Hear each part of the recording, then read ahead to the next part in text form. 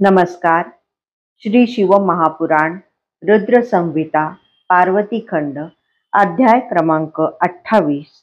पार्वतीची तपश्चर्या व निष्ठा पाहून शिवजी प्रसन्न झाले. श्री गणेशाय नमः. ब्रह्मदेव नारदांना म्हणाले, हे मुने, वृद्ध ब्राह्मणाने पार्वतीला शिवजींबद्दल जे काही सांगितले ते ऐकून तिला फारच दुःख झाले. तिला त्याचा राग आला. पण स्थूल दृष्टीने पाहणाऱ्यांना शिवजींचे सौंदर्य व ऐश्वर्य काय कळणार. मंगल अमंगल या सर्व गोष्टींचा संबंध आपल्या सुखाशी जोडणाऱ्या संसारी मनुष्यांना सत्य कळतच नाही. मग त्यांच्याशी वाद घालण्याचा काय अर्थ आहे. अशा प्रकारे विचार करून तिने स्वतःला सावरले. मग त्या ब्राह्मणाला उद्देशून म्हणाली, मी तुम्हाला परमज्ञानी व महात्मा समजत होते. तुम्ही काहीतरी निराळे सांगाल अशी माझी अपेक्षा होती, पण ती फोल ठरली. तुमच्या मनात नेमके काय आहे ते उघड झाले आहे. मला तुमचा खरोखरच खूप राग आलेला आहे, पण ब्राह्मण अवध्य असल्यामुळे मी काही करू शकत नाही. शिवजींविषयी मला सर्व माहीत आहे. असे जे तुम्ही म्हणालात ते निखालस खोटे आहे. तुम्हाला त्यांच्याविषयी खरोखरच काही माहिती असती तर तुम्ही असे बोलला नसता. कारण ज्ञानी मनुष्य भगवान शिवजींबद्दल कधीही अप्रिय बोलत नाही. रुद्रदेव लीला शक्तीने प्रेरित होऊन कधी कधी तथाकथित अद्भुत वेश धारण करतात, हे सर्वच जाणतात. म्हणून ते त्याच स्वरूपाचे आहेत. भयंकर दिसणारे व अमंगल वेश धारण करणारे आहेत असे वक्तव्य करणे चुकीचे आहे. वस्तुस्थिती अशी आहे की शिवजी परब्रह्म परमात्मा आहेत. ते स्वेच्छेने कोणतेही शरीर व कोणतेही स्वरूप धारण करू शकतात. द्विजवर्य, तुमचे बोलणे ऐकून मला क्लेश झाले, म्हणून माझ्या मनात तुमच्याविषयीच शंका उत्पन्न झाली आहे. तुम्ही कोण आहात?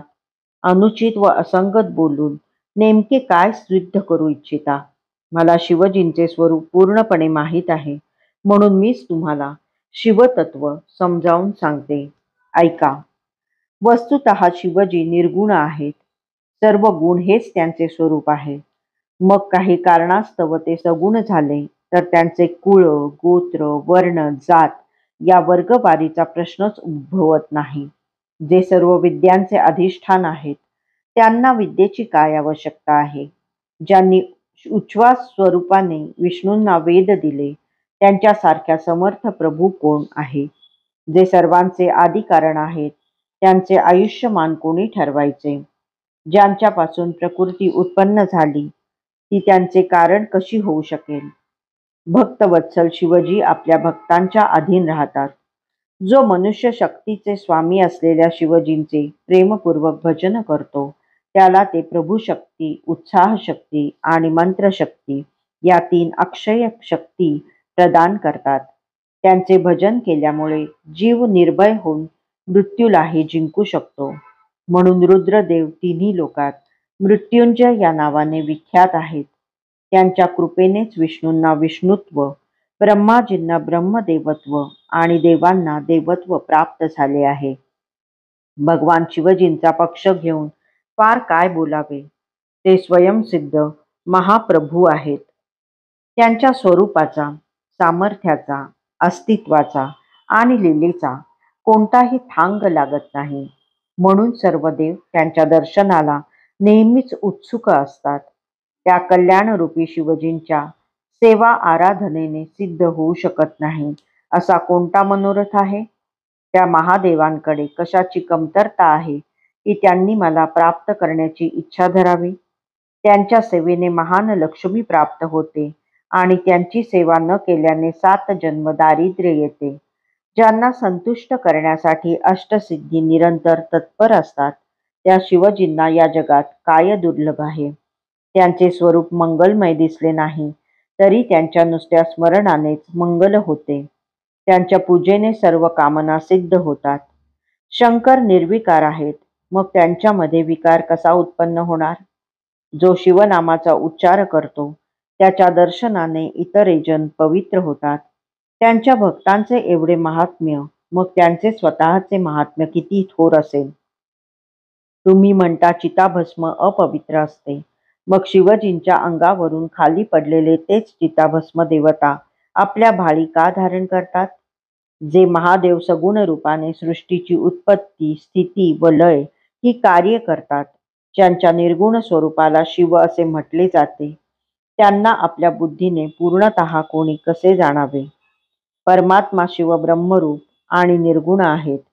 तुमच्यासारखे बहिर्मुख आणि त्यांच्यापासून विमुख असणारे लोक त्यांचे स्वरूप काय जाणू शकणार? जे दुराचारी, पापी आणि विमुख आहेत, ते शिवतत्व कसे आहे हे जाणूच शकत नाहीत. आणि जे कोणी शिवतत्व न जाणता शिवजींची निंदा करतात, त्यांचे जन्मभराचे पुण्य नष्ट होते. मी तुमच्यासारख्या शिवनिंदकाची पूजा केली, त्यामुळे मलाही पाप लागले आहे. शिवजींचा द्रोह करणाऱ्याला पाहिले असता स्नान केले पाहिजे असे शास्त्रात सांगितलेले आहे. त्या वृद्ध ब्राह्मणावर पार्वती अधिकच रुष्ट झाली होती. ती पुढे म्हणाली, द्विजवर्य, तुम्ही फार दुष्ट आहात. तुम्ही म्हणालात मी शिवजींना ओळखतो, पण त्या सनातन महाप्रभूंविषयी तुम्हाला काहीच माहीत नाही. हे स्पष्ट झाले आहे. तुमच्या दृष्टीने शिवजी कसेही असोत, ते रूपवान, गुणवान असोत किंवा नसोत, मला तेच प्रिय होते, आजही प्रिय आहेत व पुढेही प्रिय राहतील.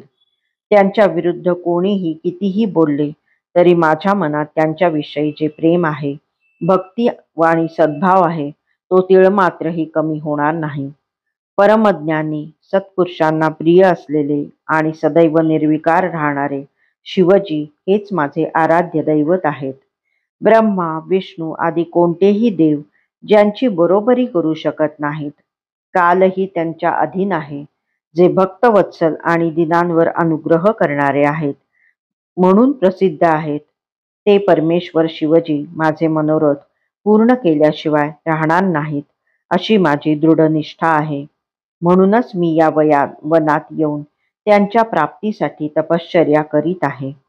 त्यानंतर पार्वती मौन धारण करून शिवस्मरण करू लागले.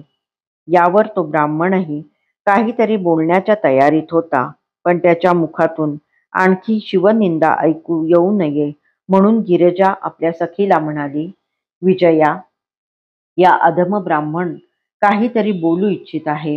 हा शिवजींची निंदाच करणार. याचे निवारण केले पाहिजे, कारण शिवनिंदकाला पाप लागते असे नाही, तर ती निंदा ऐकणाराही पापांचा भागीदार होतो.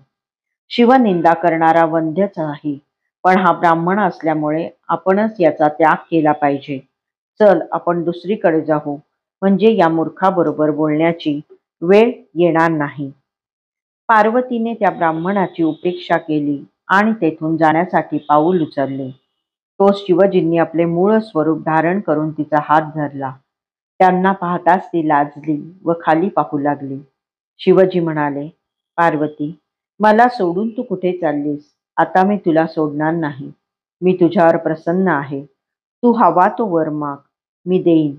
तू आपल्या तपश्चर्येने मला विकत घेतले आहेस. मी तुझा दास आहे. तुझ्याशिवाय एक एक क्षण मला युगासारखा वाटतो आहे. गिरिजे, आता लाजू नकोस. तूच माझी सनातन पत्नी आहेस. मी तुझी अनेक प्रकारे परीक्षा घेतली, याबद्दल मला क्षमा कर. संपूर्ण त्रैलोक्यात तूच मला सर्वाधिक प्रिय आहेस. मी तुझ्या अधीन आहे. आता तुझ्या मनात नेमका काय विचार आहे ते सांग. तू माझ्या प्राप्तीसाठी ही कठीण तपश्चर्या केली आहेस, म्हणून तुझी इच्छा पूर्ण करणे हा माझा धर्म आहे. मी लवकरात लवकर तुझे पाणीग्रहण करीन आणि तुला कैलास पर्वतावर घेऊन जाईन. शिवजींचे बोलणे ऐकून पार्वतीला फार आनंद झाला. तपश्चर्येच्या कष्टांचे विस्मरण झाले. विश्वातील सर्व सुख आपल्या हाती एकवटले आहे असेच तिला वाटले. तिचे डोळे आनंदाने फुलून गेले. अध्याय 28 समाप्त.